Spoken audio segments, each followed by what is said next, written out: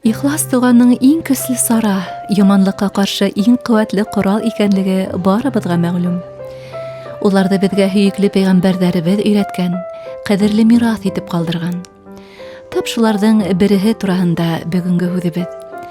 Был доганы көн һайын 100 тапкыр укып сыккан кешене Аллаһ күп байлык һәм зур гыйлем менән бүләкләячәк. Был доганы уку өчен айрым бер урын яки билдәле бер вакыт та кирәкмәй.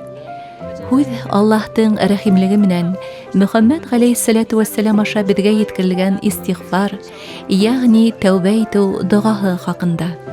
Кеше яшәй был тормышта тыйылган нәмәләргә карай, тыйылган һүзләр һөйләй, тыйылган урындарга бара.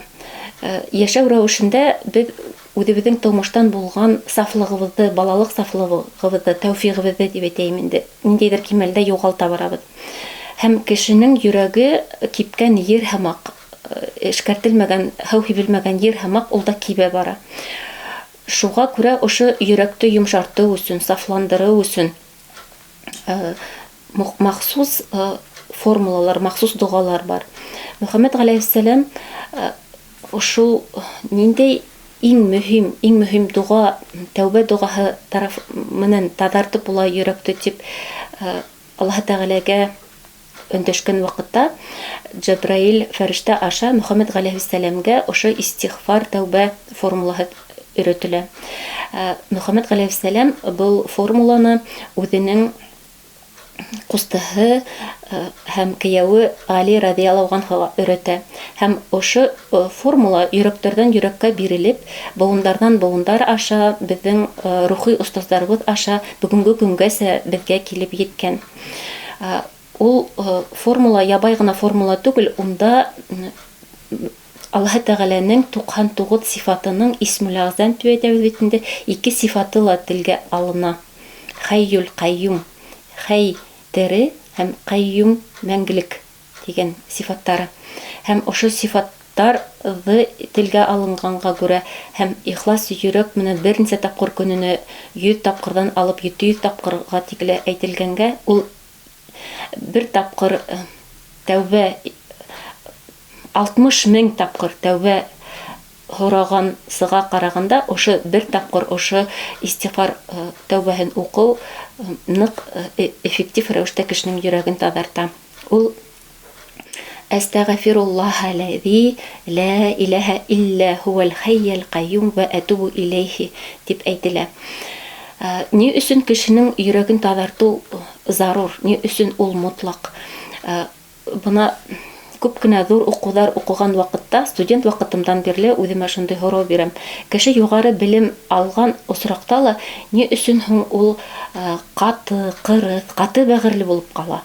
Этиканы әллә укыманы микән, әллә әдәбиятты укыманы микән дигән һорауларга мин җавапты ала алмайм. Чөнки кешенең белеме югары белем генә түгел, уның кандидатлык, хатта докторлык диссертациясе бар.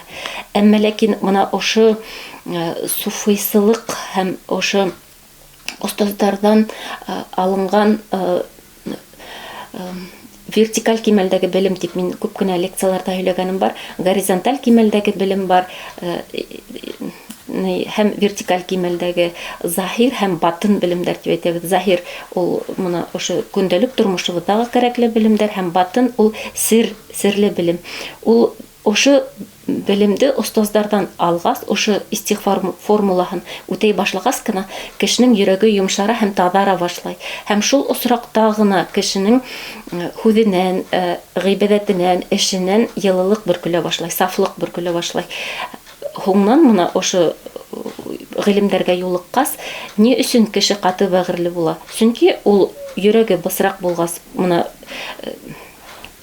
йомшак ердә генә сәскәләр, эшкәртелгән ердә генә роза сәскәләре үскәндәй, ни өчен бит кешенән яхшы һүз ишетә алмыйбыз? Чөнки унда гомумән, уның йөрәгендә гомумән йылы һүз, матур сәскәләр үсеү мөмкин дә түгел. Унда юк, чөнки ул кипкән йөрәк, ул тутлаган дип әйтәйек инде. Шуңа күрә без тормыштан ошо тәүфигыбызга, Аллаһ Тәгалә биргән сафлыгыбызга кайтырга теләһәк, безгә ошо формуланы мотлак ихлас күңелдән, йөрәк кимәлендә үтәргә кирәк. Аллаһу Тәгаләгә ялбарудың иң яхшыһы истигъфар. Уны укыган кешене галәмдәр хуҗаһы үзенең ниғмәтенә күмә. Ихлас күңелдән тәүбәгә килгәндә ярата Раббыбыз. Истигъфарды уку күп гынаһтардан кисерлеүгә сәбәпсе булып тора. Аллаһ Рахман Коръәндә әйткән: яманлык кылып та, үзенә зыян эшләп тә, һуңынан Аллаһтың гафу итүен теләһә, Аллаһ ярлыкар, гафу итер. Ниса сүрәһе 110 аят. Шулай ук истигъфар әйтү ахирәттәге язанан коткара. Коръәндә был турала бына ни дип әйтелә: улар араһында ярлыка һорагандар булганда ла яза бирмәс. Әнфәл сүрәһе 33 аят. Истигъфар шулай ук дөнья ыгы-зыгыһынан һәм борсылудан коткара. Ике дөньяла ла бәхетле итә. Изге китабыбызда Аллаһ безгә әйтә, мәгънәһе: Аллаһтан ярлыкау һораһагыз яхшырак түгелме?